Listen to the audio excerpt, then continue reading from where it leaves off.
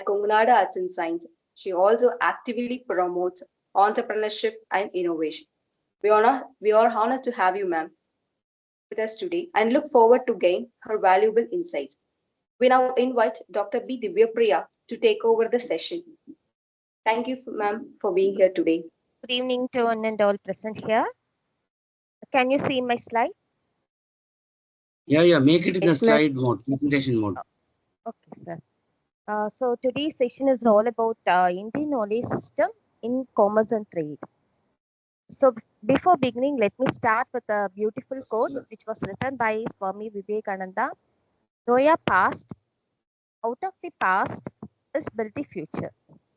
So it is very essential to know about our past so that we can build our future. Our future is built in based on our past.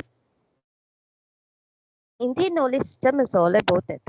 Traditional knowledge, it refers to the Madam, please make your screen in the presentation mode.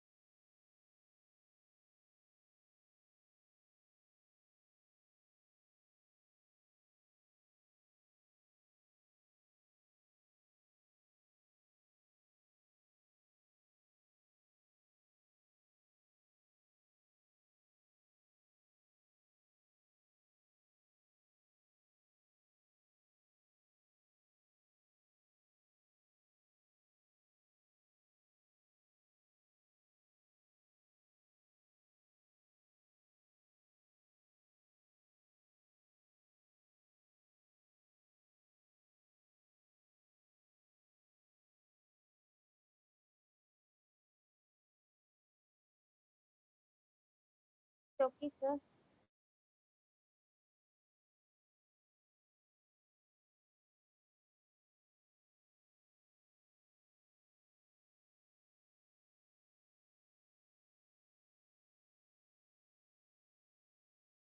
No, it is still in that mode only. Click that small icon in the bottom of your slide.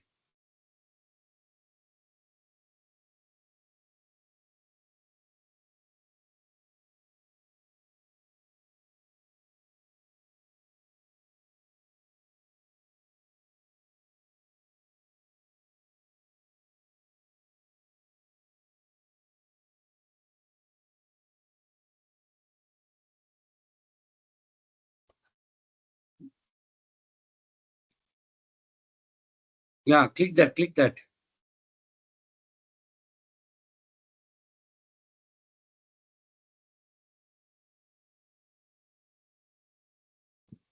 Okay, it's fine.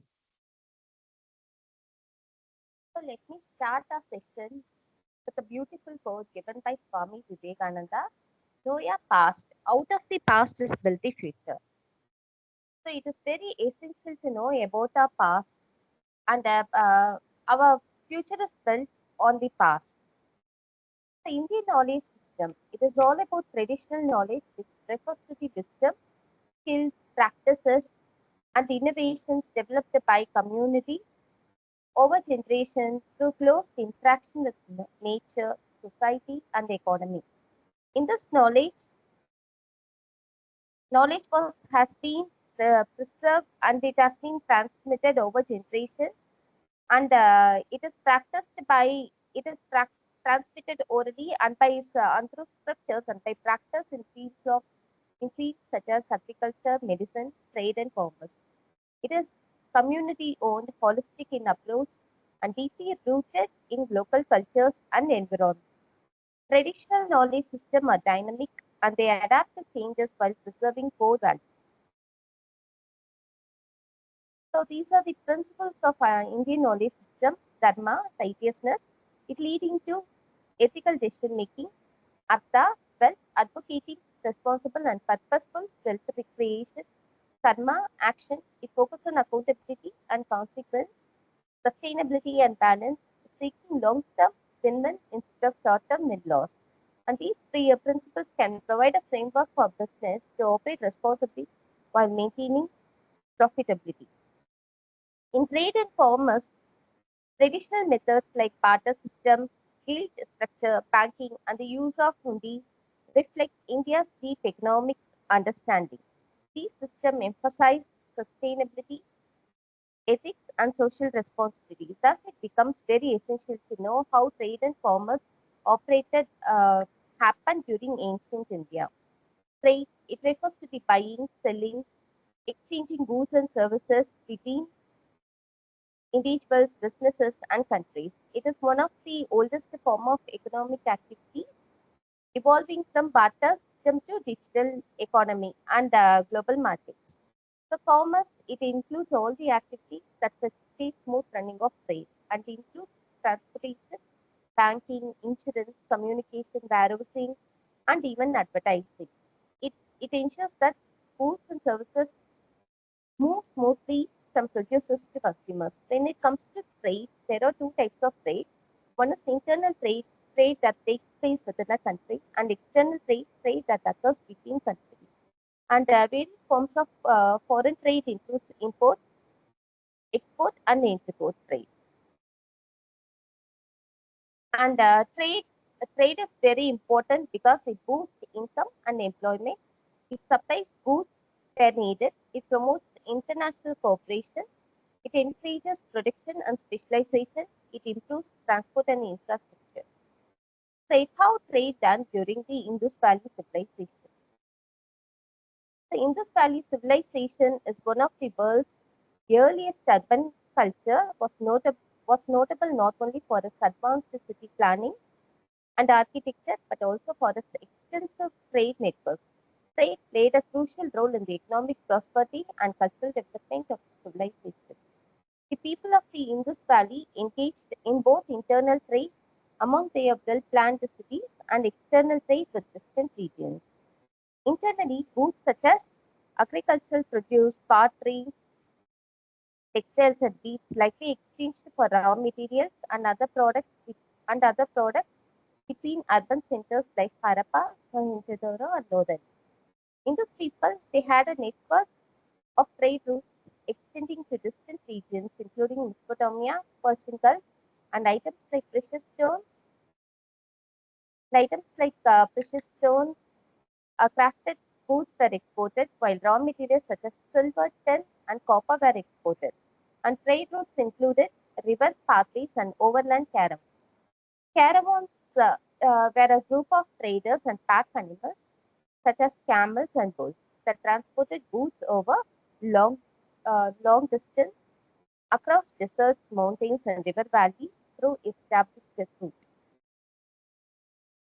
After the decline of Indus Valley civilization, the Vedic period.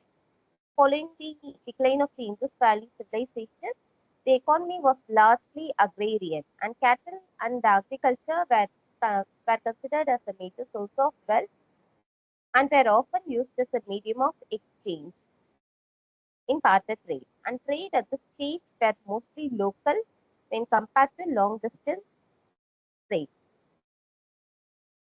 And with the expansion of agriculture, the growth of surplus production, and the emergence of urban centers, trade become more organized and widespread. Permanent marketplaces began to develop in the form of guilds, started to take place as organizations that controlled and supervised the production and trading of specific items. And the use of coins like Nishka and Sadamana began towards the end of this period, indicating the shift from a barter trade to a money economy. Nishka is a gold ornament, and Sadamana means weight of 100 measures. The use of coins, Nishka and Sadamana, reflected gradual transition from a barter economy to monetary economy during the Vedic period. After then, guild, which is also called as sirens, an association of artisans, merchants, and traders that primarily formed to protect the interests of their members, protect their economic well-being, and regulate their trade practices. The members of the guild would elect their own leaders, make rules and regulations for their profession, and enforce these regulations through their own codes. They would also provide support and welfare services to their members, including education and healthcare. And often the guilds were instrumental in promoting trade and commerce by providing a platform for merchants and traders to come together and negotiate peace. That is, in those days, trade happened under the blanket and touching the fingers of each other for negotiation, for price fixing and negotiation. After then, negotiation was done through auction. That is, whoever put up the highest price, whoever bid the highest price will be, the goods will be sold to that person at that price. And they facilitated exchange of knowledge and skills among their members and helped to spread new technologies and techniques across different regions of the country.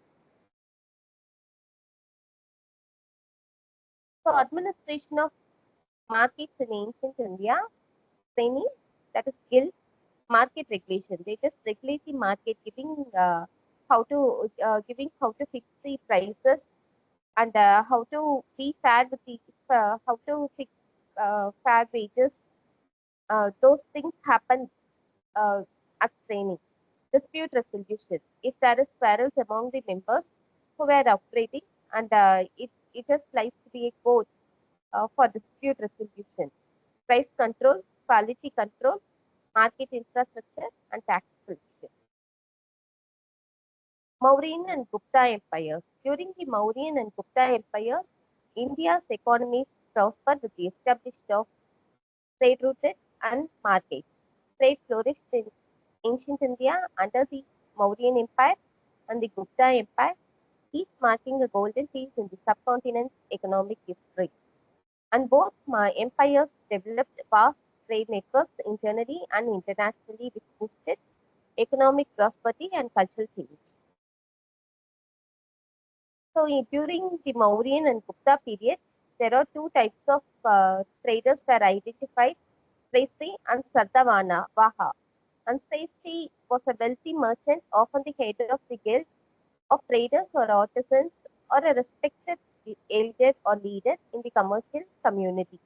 And their role in the society includes they are led merchant guilds, which were powerful economic institutions that regulated trade, fixed prices, and protected members' interests. They acted as financiers, bankers, and moneylenders, often held high status and influenced the local government and temple donations. Sometimes they played a major role in urban administration or served as advisors to kings on economic matters. If Sada was the leader of a caravan, a group of merchants traveling with goods across cities or regions. And their role in society includes organized and led long-distance trade expeditions, often crossing deserts, forests, and mountain passes, ensured safety, negotiation, and logistics of trade earnings. Well versed in multiple languages, trade laws, and geography. And they managed trade with foreign lands, including Central Asia, Southeast Asia, and the Roman Empire.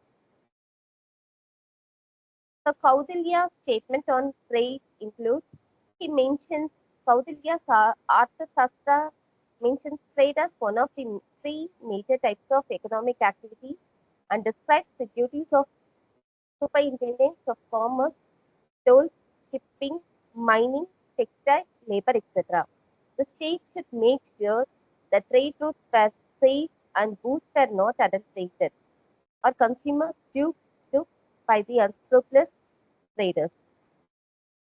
And the Mauryan Empire, under Emperor Ashoka, the Mauryan state exercised significant control over trade. The state appointed officials regulating commerce, markets, weights, and measures. An infrastructure was built, and a royal highway from Pataliputra to Takshashila, which facilitated safe and efficient overland trade. And they involved in both internal trade and external trade. Internal trade market thrives in cities and towns where goods like textiles, spices, salt, iron, tools, and agriculture produced are traded. And external trade, the Mauryan Empire traded with Greece, West Asia, and Southeast Asia, exporting ivory, spices, pearls, and cotton textiles, and importing goods, silver, luxury goods. And use of coins, punch-marked coins were widely used, showing the shift towards a monetary economy. And Gupta Empire, it is the golden age of commerce, which is marked by peace, prosperity, and expanding trade networks. Maritime routes, seaborne trade increased, especially with Southeast Asia, Sri Lanka, the Roman Empire, and China through ports like Tamralipti and Bharuch. Trade goods, India exported cotton, silk, spices, precious stones, ivory, and metalwork. In return, it imported goods, gold, horses, wine, and silk. Here also, guild and stainless take place to control over the trade with regulated quality, fixed prices, and managed trade relations. Coinage and banking, gold coins, dinars were issued by Gupta rulers, reflecting a flourishing monetary economy and active banking practices. Here, dinars refers to dinars is a coin, is a Roman silver coin. In ancient India, dinars were gold coins, first prominently issued by Kushan Empire and later exclusively by the Gupta Empire. Gupta emperors, especially Chandragupta, Samudragupta, and Chandragupta too, issued high quality gold dinars, and these coins are known for their artistic excellence and detailed engravings. And the coin has two sides. One side uh, inscripted with rulers in various poses, hunting, performing rituals, or in battle. The other side consists of deities like Hindu deities like Lakshmi or legends in Brahma's script. And dinars were issued for trade and commerce to facilitate smooth functioning of trade, religious as a part of religious donations, and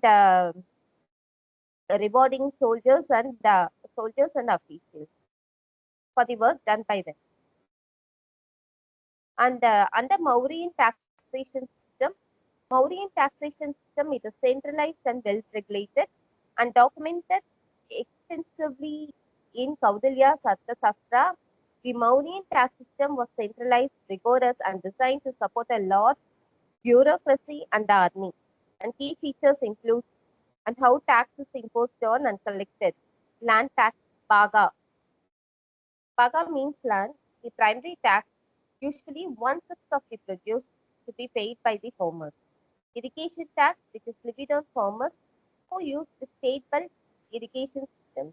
And trade and customs taxes, whose cross-checking checkpoints are taxed, and traders paid tolls, import and export duties, and marketplace fees. Tax on craftsmen and artisans, just based on their income or production.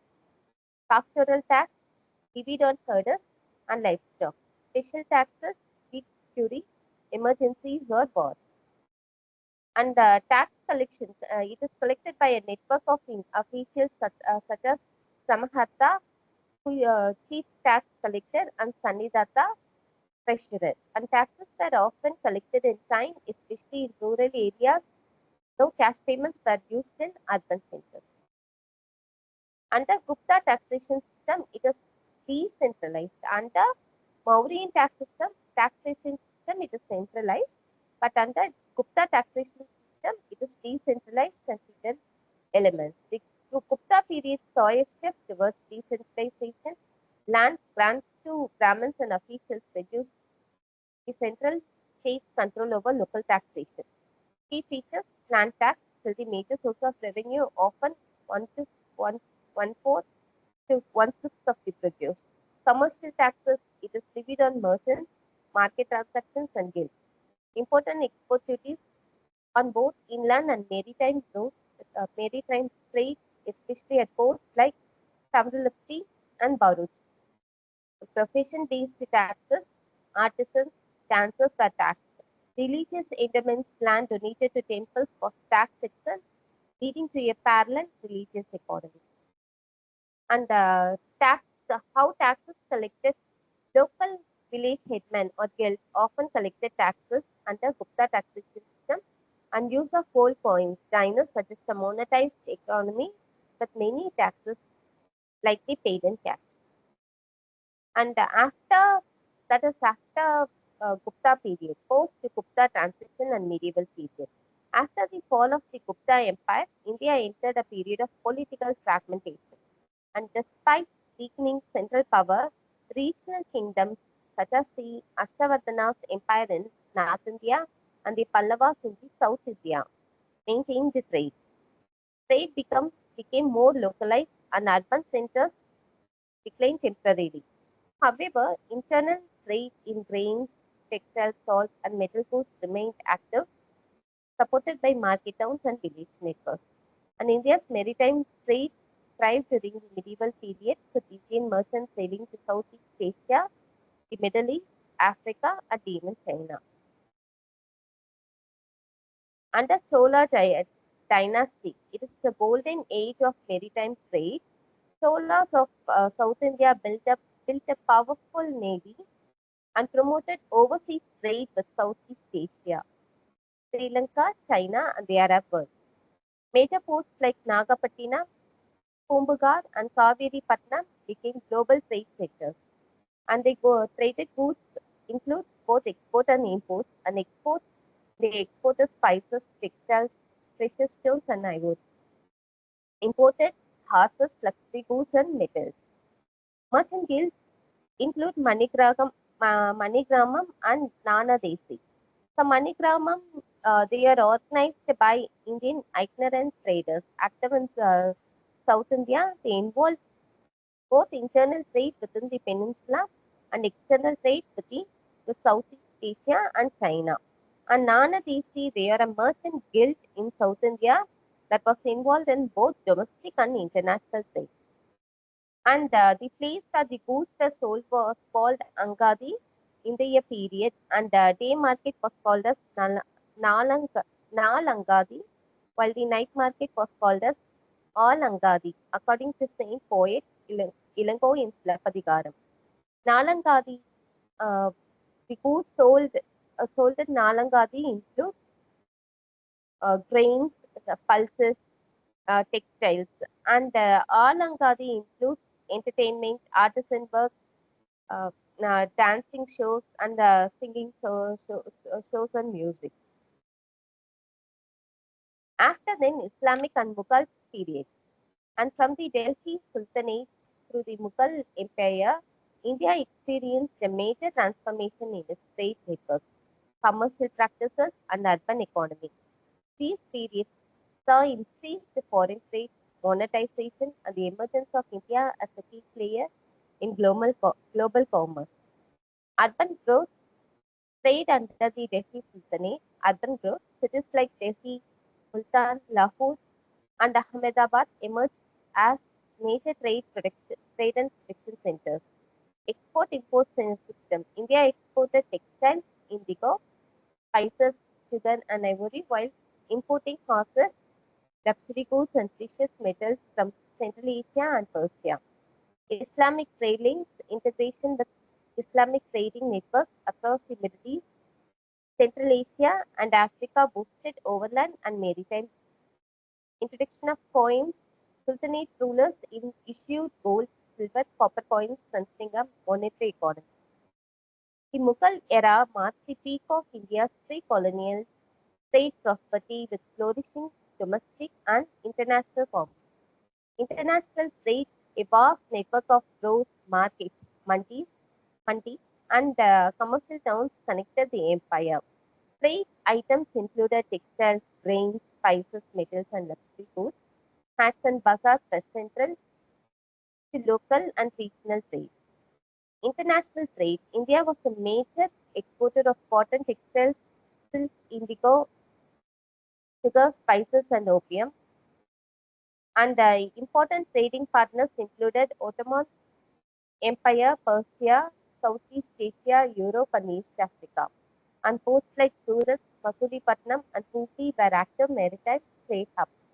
And role of foreign traders, Portuguese, Dutch, English, and French established trading outposts, and the English East India Company became increasingly influential, laying the groundwork for colonial control.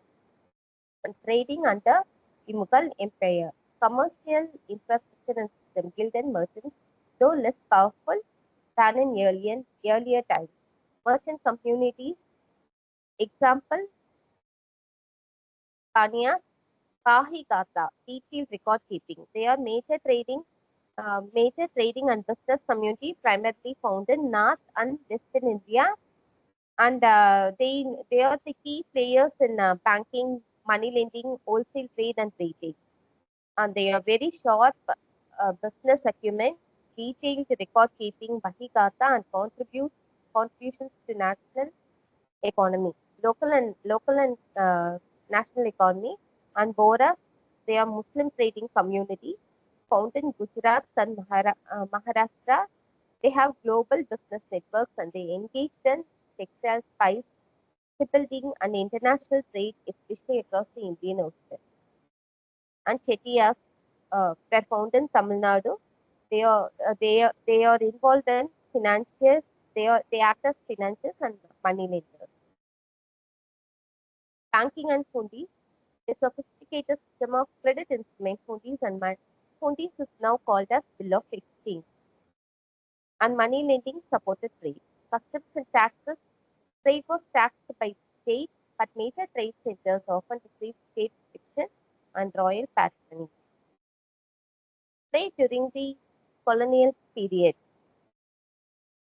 Trade during the colonial period in India underwent a major transformation, uh, giving English East India Company to take uh, over the control. And these companies gained political control and reshaped Indian trade to benefit British industries. And India was turned to be a source of raw materials and a market for British manufactured goods.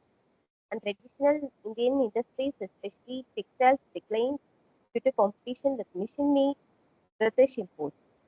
British developed railways, roads, and ports primarily to facilitate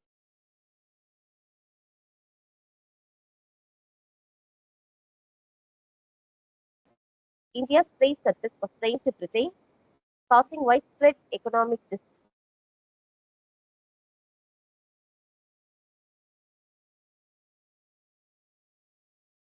the exploitative nature of trade,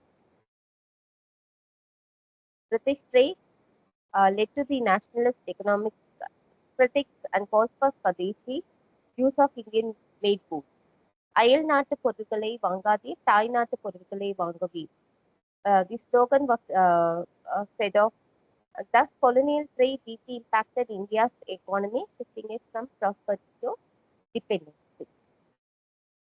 And the post-independence period. After independence, India became India focused on self-sufficiency and implemented foreign trade through high tariffs and import substitution.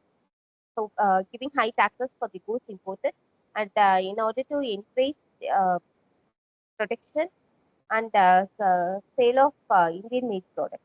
Trade was heavily regulated, and the exports mainly consisted of primary goods like agriculture products and raw materials. And after then, economic liberation takes place, and reforms in 1991. Economic liberation 1991 opened up the economy to global markets. It reduced the tariff and increased the foreign investment. This led to a significant growth in both exports and imports, especially in sectors like IT, pharmaceuticals, textiles, and engineering. In modern era, in 21st century, India became the global economic player and continued to make and actively participated in international trade agreements and organizations contributing to global economic development. So this is how trade happens during ancient India and modern India. Today we have a monetized digital and a formalized economy, and we have trading partners USA with USA, China, UAE, EU, Japan, And we have institutions make high authority to control over trade, RBI, SEBI, TTFT, Exim Bank, trade chambers. And this is how money evaluated, which was discussed earlier. In Indus Valley civilization, we have barter system. During the end of the Vedic period, coin was introduced, and then comes metal coins, and it was replaced after independence by RBI. RBI started issuing paper money, plastic cards, electronic money, and finally cryptocurrency. So it is very important. Why modern commerce have to be integrated with traditional Indian wisdom? Because modern commerce exists in the world of internationalization, technological revolution, and eco-conscious, but it is marked by consumerism, resource depletion, and socio-economic inequity. Indian knowledge systems have an important role to play here as they approach problem solving historically, holistically, and provide a solution point for resilience, inclusion, and sustainability. That's on uh, corporate corporatocracy and applicability of Indian knowledge system in modern commerce, sustainability, and economic stewardship.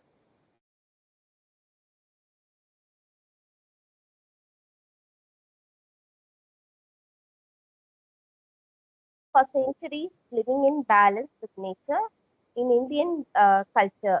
So Vedic agriculture will be of very useful and fostering water extensive, soil enriching, sustainable farming. And modern practice can use these concepts to reduce carbon footprint and attract a growing body of environmentally conscious consumers. Health and wellness industry growth. The rise of global wellness fuels, fuels the increasing demand for nature and holistic health treatments.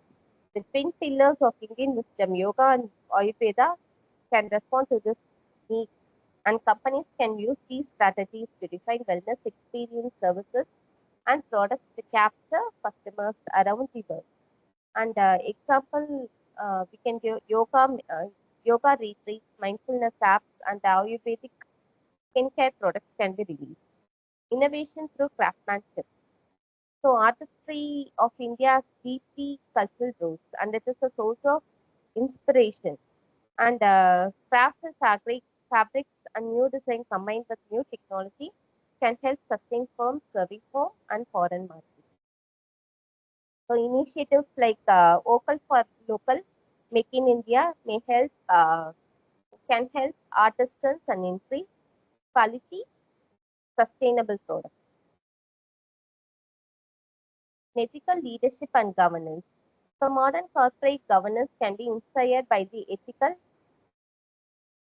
ethical precepts found in Indian philosophy, such as honesty, openness, and respect for all stakeholders. And companies that embrace these principles are more likely to gain the trust and establish bonds between the investors, staff, and customers. Resilience in the face of global challenges. So, in staying global marketplace, Indian knowledge system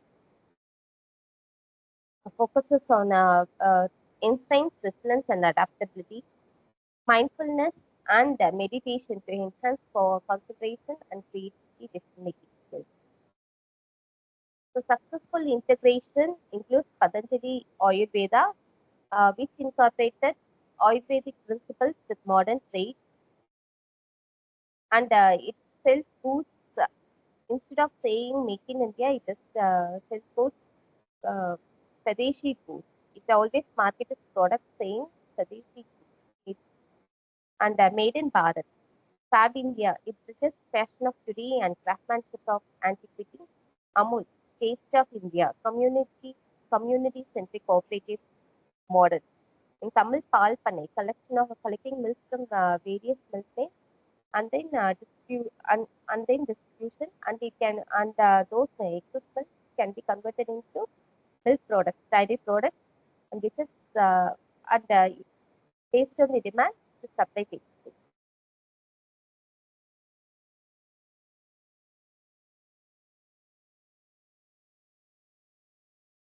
So Indian principles in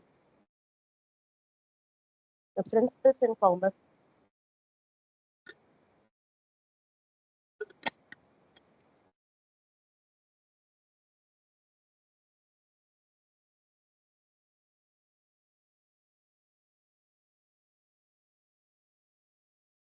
So Indian knowledge system principles on commerce rooted in texts like the Arthashastra, Tirukural, Manusmriti, and Mahabharata. Indian thought emphasizes dharma, righteousness, sustainability, and well-being for all. Loka Changraha as foundational to commerce. So fundamental principles, significance, and relevance in commerce. Dharma, ethical conduct, and duty. And in the commercial sector, all activities must have a boundary guided through ethical rules and a system of social responsibilities or moral principles that guide decisions. And companies must run their business in a way that's rooted in integrity, fairness, accountability, and exercise a moral exercise as a means of instead of making as a means of making money. It it must take it as a responsibility that holds people and companies uh, to the highest, greatest welfare standards. Artha, wealth creation for prosperity, and it has to contribute. If excess money is left with the player, that is with the leader, it must be distributed to the people who suffer from poverty. That is, would serve the common good at the end of economic activity, provide a strong backing for programs that raise people out of poverty and into productive life and contributing to general welfare and sustainable practices. So this requires resource allocation governance through balances conservation with mitigation of negative external external externalities leverage into the environment, thus enabling sustainable economic functions in all the forms. Swadeshi, self-reliance and empowerment. It allows allowing local industry and native knowledge system to flourish. Import substitution policy, self-sufficiency is best through local production and trade. And traditional handicrafts, local goods to be encouraged rather than imported. Samavaya, interconnection and holistic thinking. Business itself a part of system and should not affect the society and in any way. And it must be interconnected with society, culture, and environment. Trade policy should promote interconnected and integrated methods for solving problems. It must consider all stakeholders and it must collaboration across industries.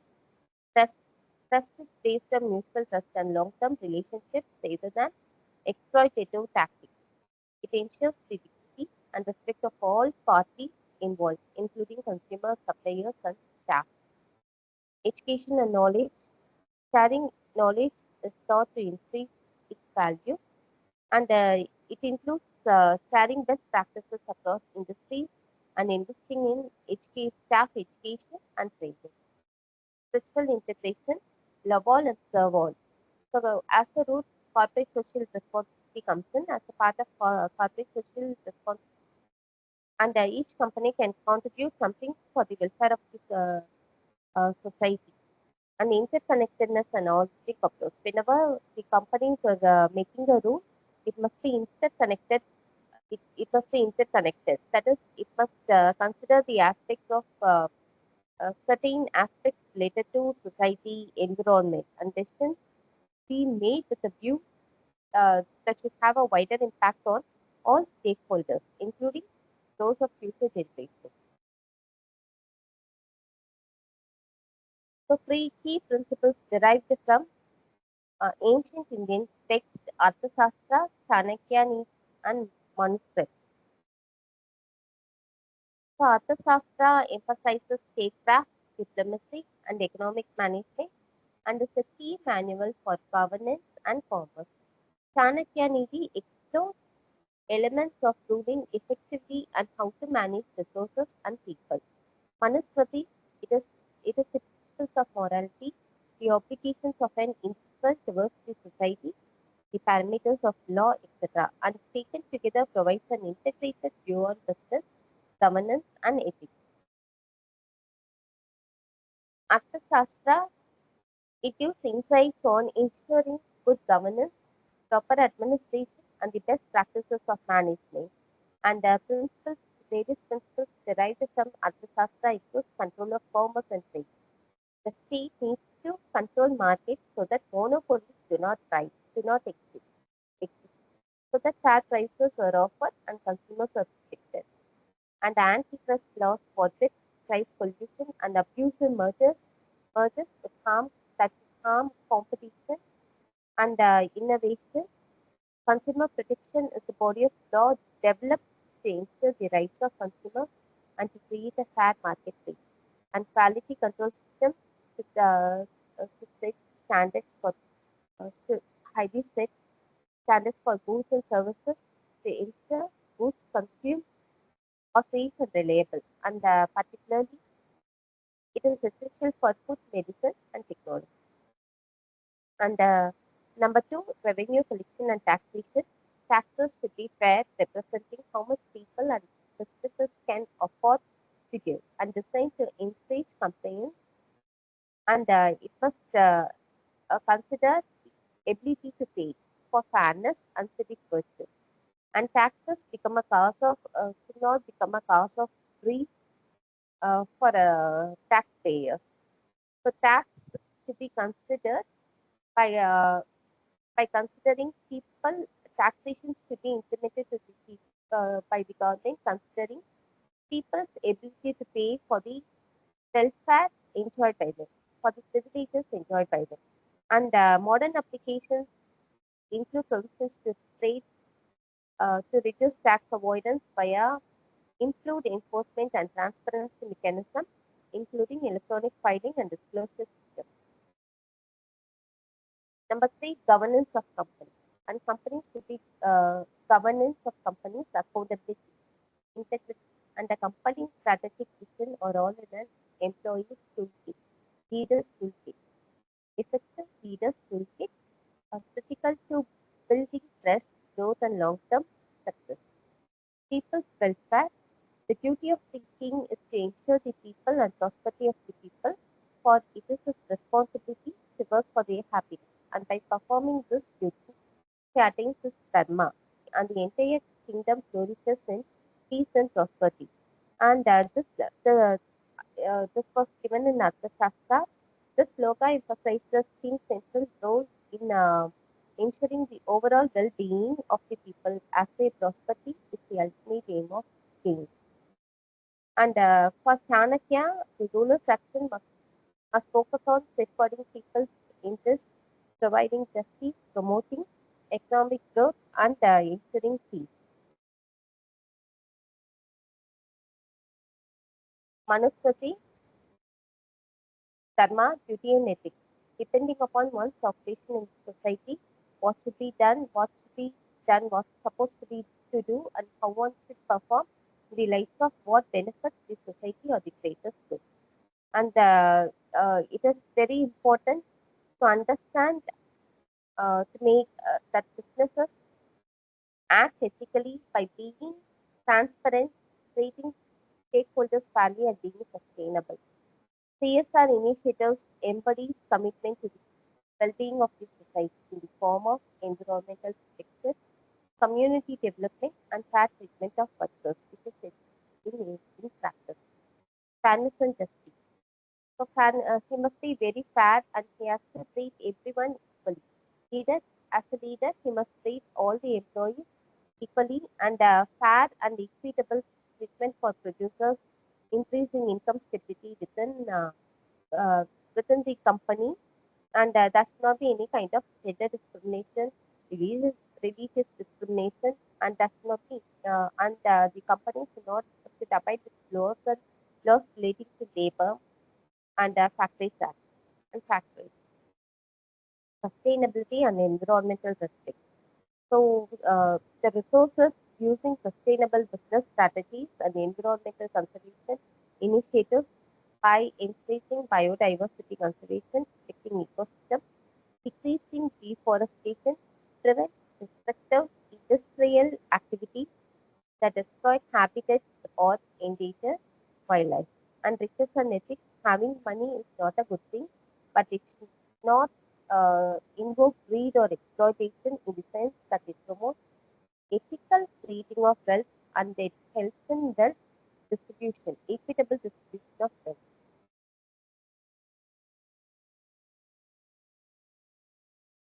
And Chanakya, this is all about how an organization forms. And in India, we see there are four types of organization. There are four forms of organization, and one is structured organization, the other one is unstructured organization. Unstructured organization includes sole proprietorship and partnership firms. And structured organization includes limited liability partnership and companies. And it is uh, when it comes to organization, vision, commitment, purpose, all form the important pillars of an organization, the most essential part of any building. And there are 7 pillars. For all the pillars, the king, the leader himself, the minister, the manager, the country, the marketplace and customer, the fortified city, head office, the treasury, the army, the team members, the assistant and consultant. So the king, all great organizations have great leaders. Leaders is the visionary captain, the man who guides the organization. In today's uh, uh, in today's corporate world, we call them chairman, director, chief executive officer, and without him, the organization will not direct. The minister, the manager. The manager is the person who runs the show, the second in command of the organization, and he is also the person one can one can depend upon in the absence of a leader, and he is the man who is always in action. He is an extraordinary leader and an efficient manager. Together brings into a remarkable organization. Country, the market, claims, and customers. No business can exist without its market capitalization, claims, and customers. The market is the area of the operation, the place from where the company can generate revenue and cash flow. So it is very important to dominate this territory and would like to maintain monopoly over the segment. And the fortified city, that is, we must have a control tower, a place where all plans and strategies are made. And it is from here company, centralized administrative workers carried out. It's the nucleus and center for all organizations. The treasury. Finance is an extremely important source. It is the backbone of any business. A strong and well managed treasury is at the heart of any organization.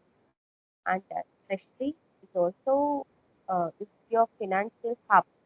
The army, the people working in your organization. Maybe uh, they may be a salesman, accountant, driver, you. All of them will add to your team. And Ali, trained and consultant. That is, if the organization needs any kind of help or any kind of advisors relating to trade and commerce, we just rely on one person, so it's a friend.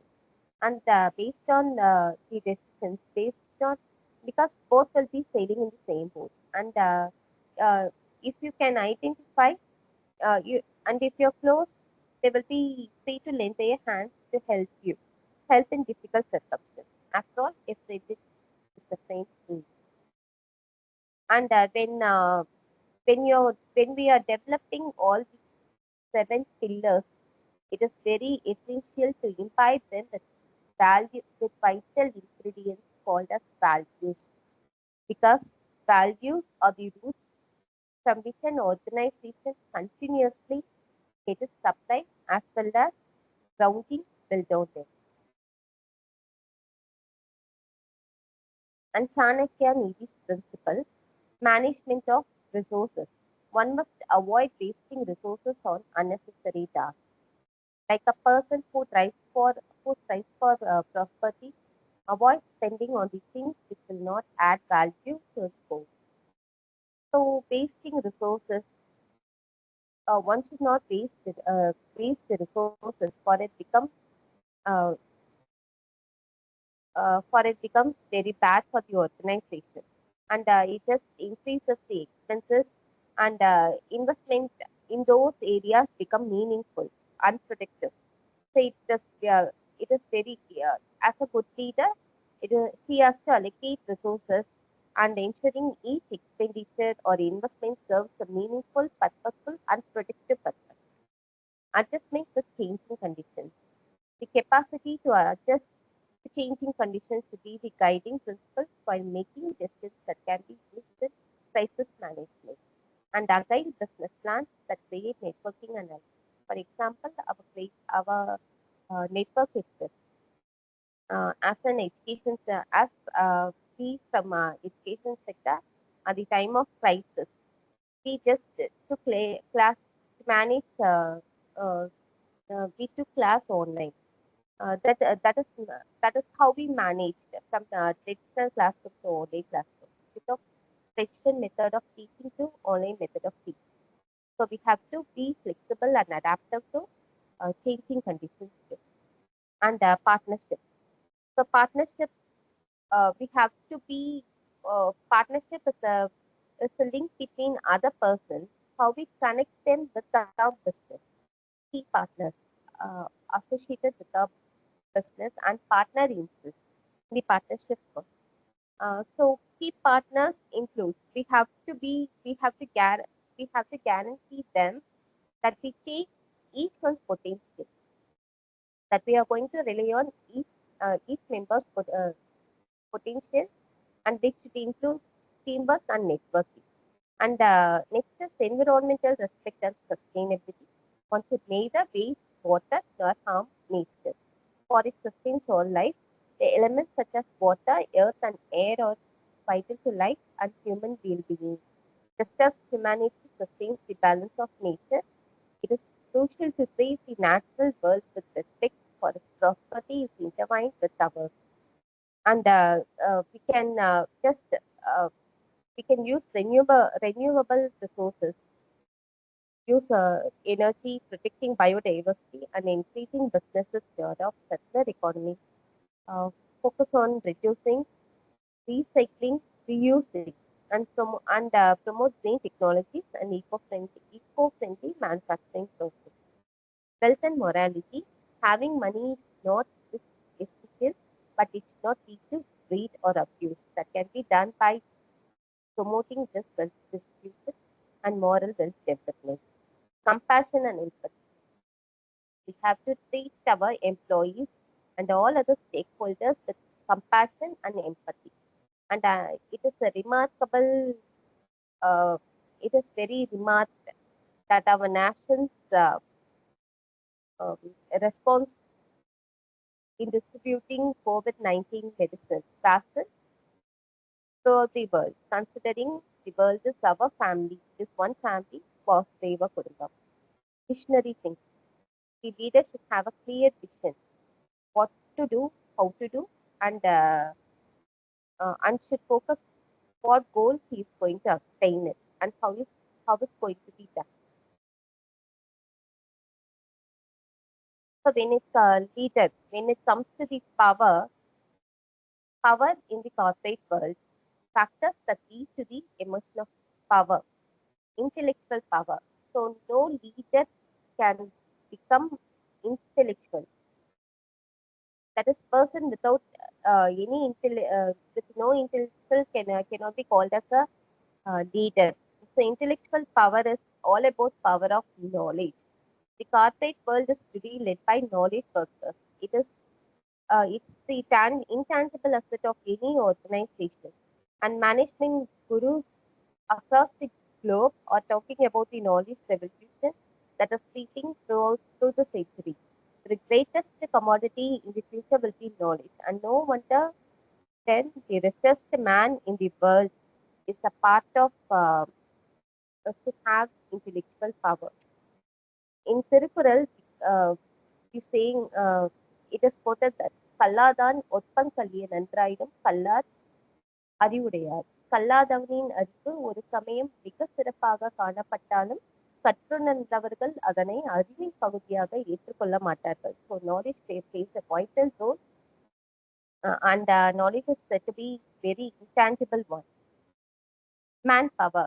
The biggest source of resources is manpower. It is the manpower who can build the organization. So without human, no organization exists. So manpower can be of two kinds. Internal manpower comprises the employees of the organization, the board of directors and the shareholders, and external manpower includes the customers and suppliers. It is because of them the organization exists, and we also have to focus on satisfying our customers. As Peter Drucker, the father of management, points that the aim of marketing is to know and understand our customers as well as the products or services, pitch them and solicit it. And number three is all about financial power. Financial success ensures the progress of any organization. Without finance, we cannot run the business. Finance, thus, finance is called as the lifeblood of business. Finance is required to buy raw materials, make investments, to make payment of wages to the employees in time. So finance is very important and it is very crucial. And nothing succeeds like success. To be financially successful is very essential. It gives a lot of courage to the organization to not only share its profit but also to reinvest in various productive areas like research and development, enter into new projects and ideas, and contribute to social causes. And power of enthusiasm and morale. So this is most important factor of all. A leader who starts with enthusiasm and high level of morale can create other three factors: intellectual power, manpower, and financial power. And venturing into new markets, scaling high targets, working towards deadline, all find their roots in enthusiasm, and all great organizations have inspired this. Next is power always brings responsibility. It is the danger of a king has to face. Chanakya says, for the king, there is the danger of revolt in the interior or in the outer region. Revolt means dissatisfied employees, shareholders, stakeholders who are an integral elements of the organization. And for this, external threats include suppliers, customers, and clients. So how we must keep all these people happy: employees, shareholders, stakeholders. Everyone should be happy. The person who is working for our organization and the person who is associated with our organization should be kept happy. Because to keep everyone happy when you are in command of an organization, you must understand the need of the market. So need analysis. As a leader, it is important for anyone to understand the needs of the people, the organization, as well as in the market and the industry. If as long as we are fulfilling their needs, they will remain loyal. But while carrying out a need analysis, one should also be able to differentiate between need and greed, because our needs should not be of greed. And we have to remember old claims while taking new ones. We have to continuously meet old claims and engage them, even if we are increasing our claim base, and solve the problem immediately. If any problem comes with it, in case of dissatisfaction of the employees and claims, we First, solve, and then only the next job to be done. And competition. It comes. It is very important to know about competition.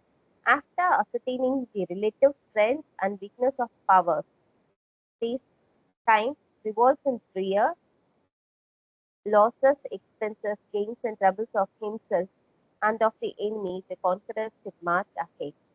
Chanakya. Before making a move in the market, it's important to evaluate of the following aspect of the following strategy Power. Power comes in various forms: knowledge, money, and also enthusiasm. And some of the most successful projects are the ones that deeply studied and well researched. Number two, place. Being in the right place is very important. The place should be the right place to sell your product. The right market should be found even through experimentation process. And time. Every product has a season. So we have to wait for the season to sell a product. The cold drink companies will have a marketing strategy built around summer season, while the paint industry will advertise just before the festival season. The revolt is the rear. Unknown to us, there are possibilities of being stabbed in the back. Our distributors, retailers in the market, as well as our very own staff, can be targeted by our competitors to capture our market share. Loss, and one should be aware of the losses that can happen in the process, not just financial, but also loss in time, material, and effort. Expenses. A budget should be worked out before the whole project is started. In most cases, the budget shoots up as the project commences. If and expenses be allocated to meet, that is, budget have to be allocated to meet the expenses. Gain and profit. How much is one finally going to get at the end of the entire project? That is what we call gains and profit. And it is the reap their fruits in the long run. And troubles. A lot of troubles will crop up. The best way to avoid or reduce trouble is to be aware maximum possible problems that can arise and have a backup plan to solve them all. And Chanakya's important message for leaders: the king brings under his sway his own party as well as the party of the enemy by the use of the treasury, finance, and the army. So, how does a leader can achieve this?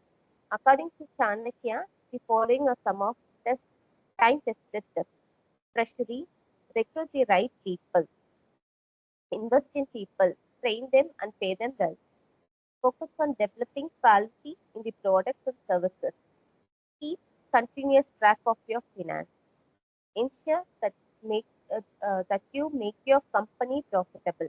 And if these steps are followed, the king will automatically bring under his control only his own group, not only his own group, but also that of his competitors.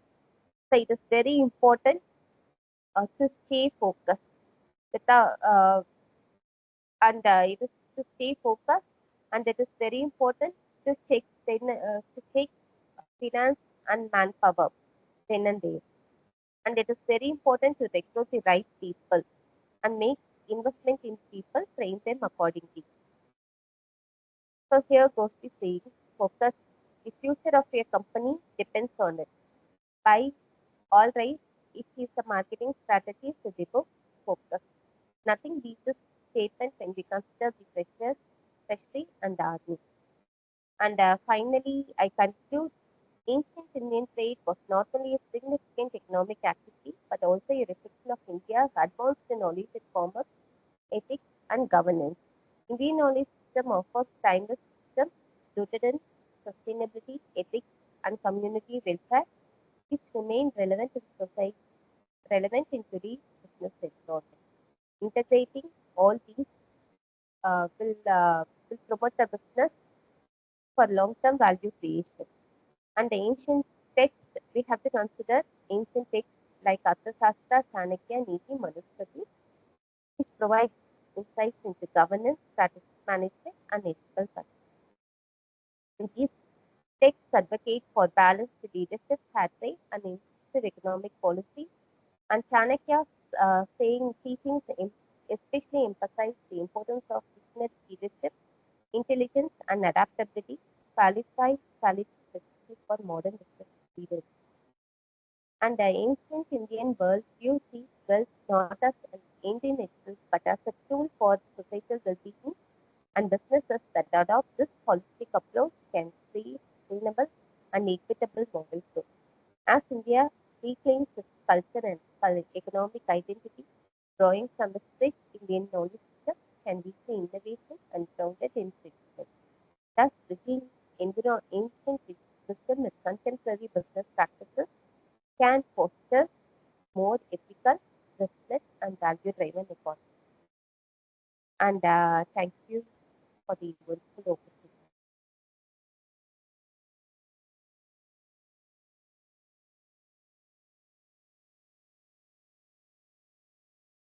Thank you, Divya, for the wonderful lecture.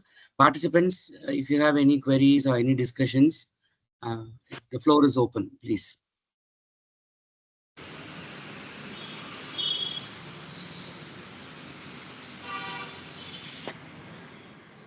Pranams, madam.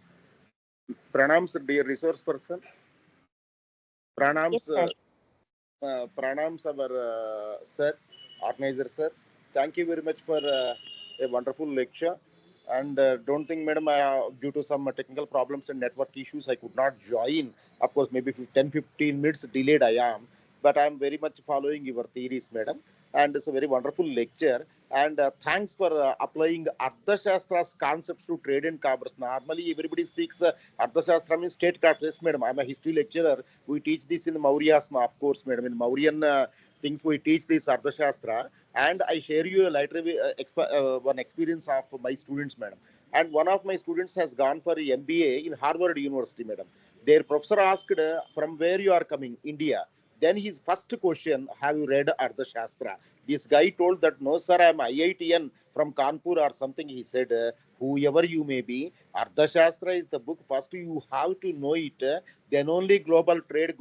Actually, we are simply utilizing these things this day. This is the value of Arthashastra in foreign countries, madam. From times immemorial, they are utilizing these factors.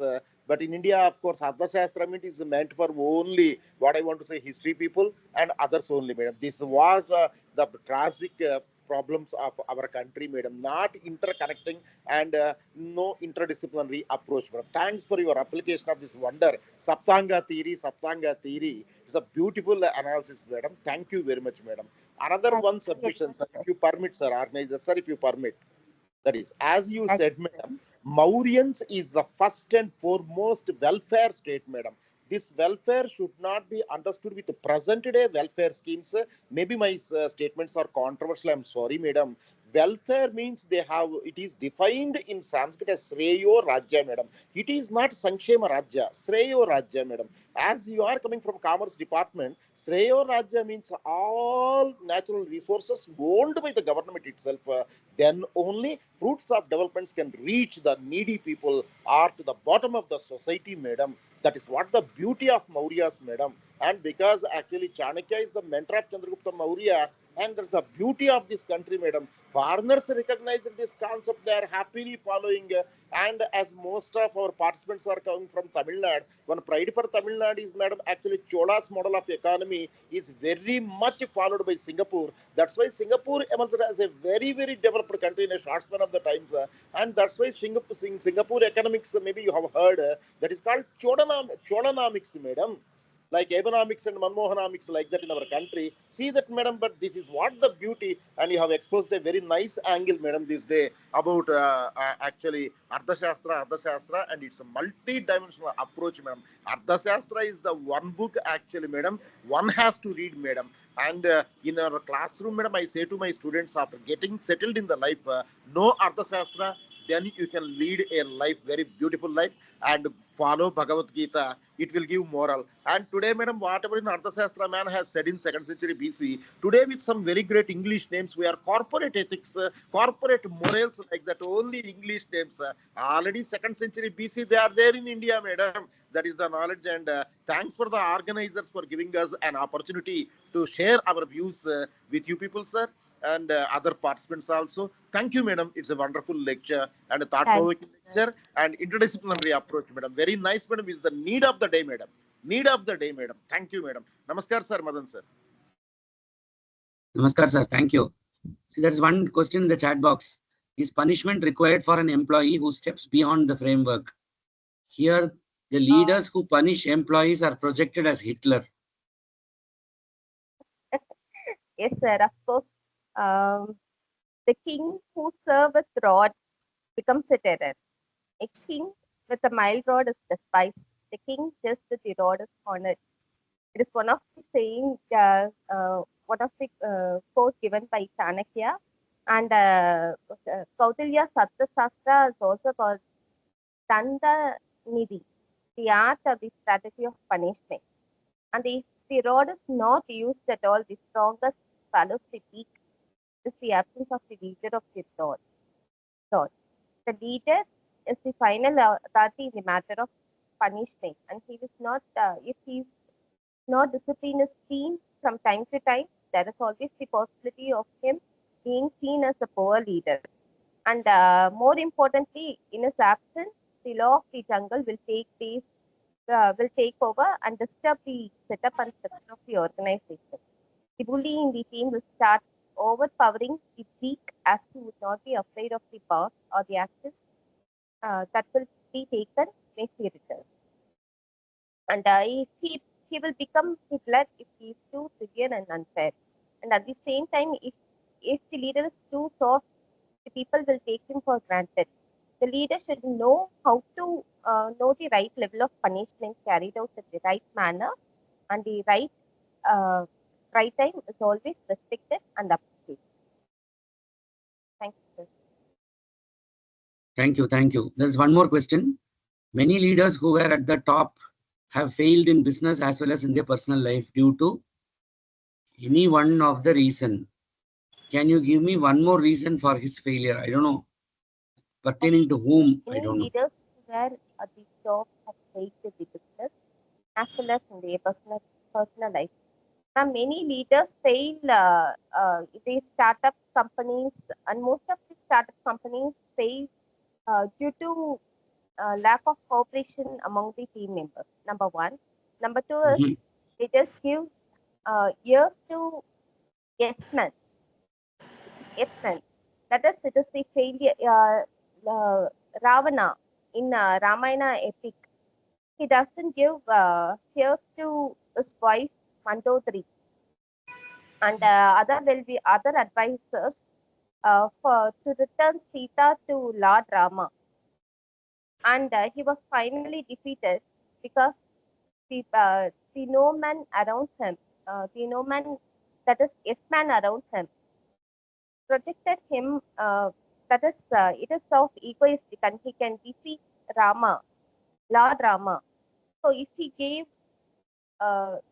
he might have given years to to his wife or his great grandfather, he might have survived. But he was defeated due to hearing of yes men. So this is one of the reasons I can give up. I can give yes men. Yes men. ஆமா சாமின்னு சொல்றவங்க. நம்ம என்ன பண்ணாலும் வந்து ஆமா சாமி correct சாமி அப்படின்னு சொல்றவங்க.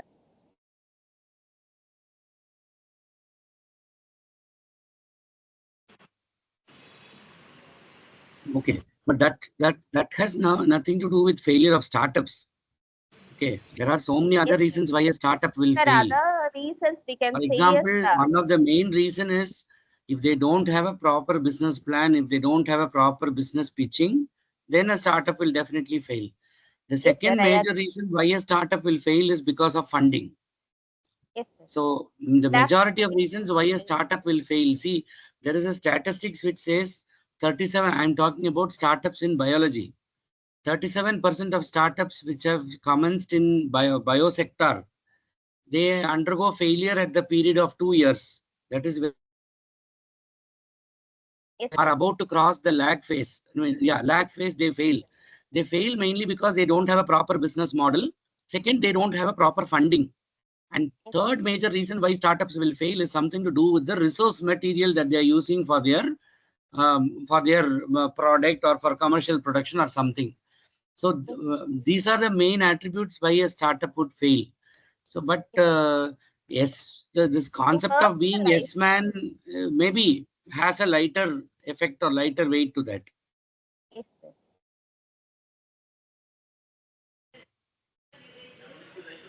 Sir, if you permit, madam also permits a small submission, sir. Yes, yes, please. Yes, Shall I, sir?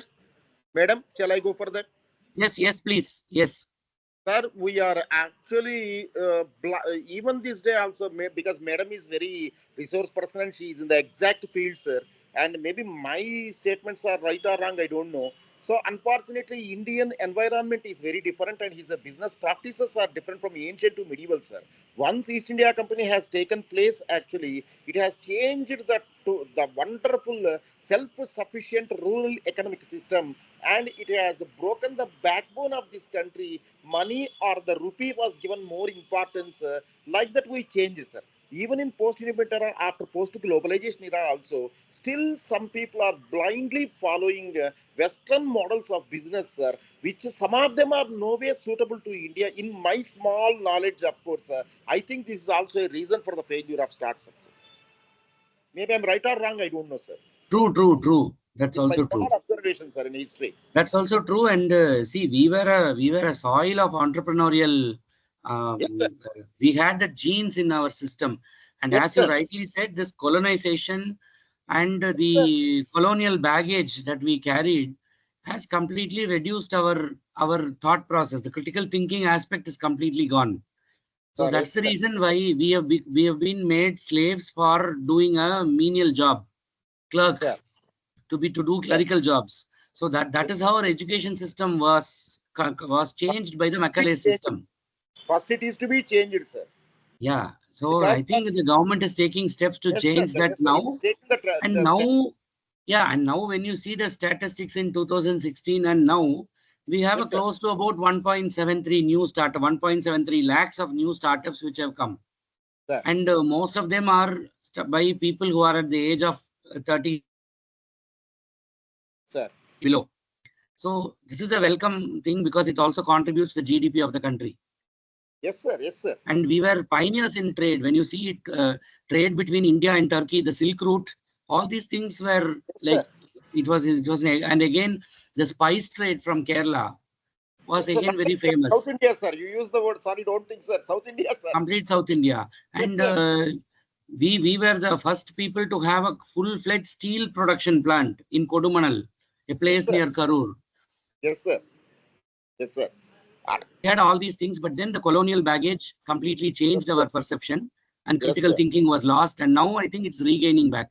Yes, sir. Yes, sir. No doubt, sir. No doubt, sir. And another small 1 minute, with your permission, shall I speak, sir? Yes, please. Yes, please. Madam, shall I speak for 1 minute, madam? And Yes, because you sir. have said, sir, Madan sir, you have said that, na, sir, this entrepreneurship is there in our DNA. Best example, sir, Indus Valley trade practice, sir. I take 1 minute, sir.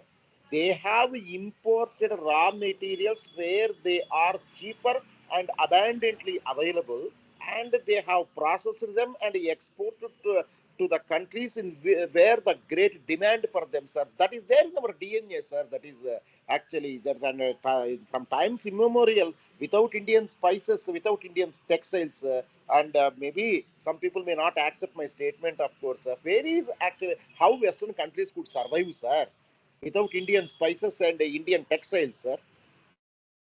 History gives a valuable, sir. Even these days, sir, True, true. modern times also, sir. Actually, this one dimension is they have exploited our country, these European companies, sir. Yeah, yeah.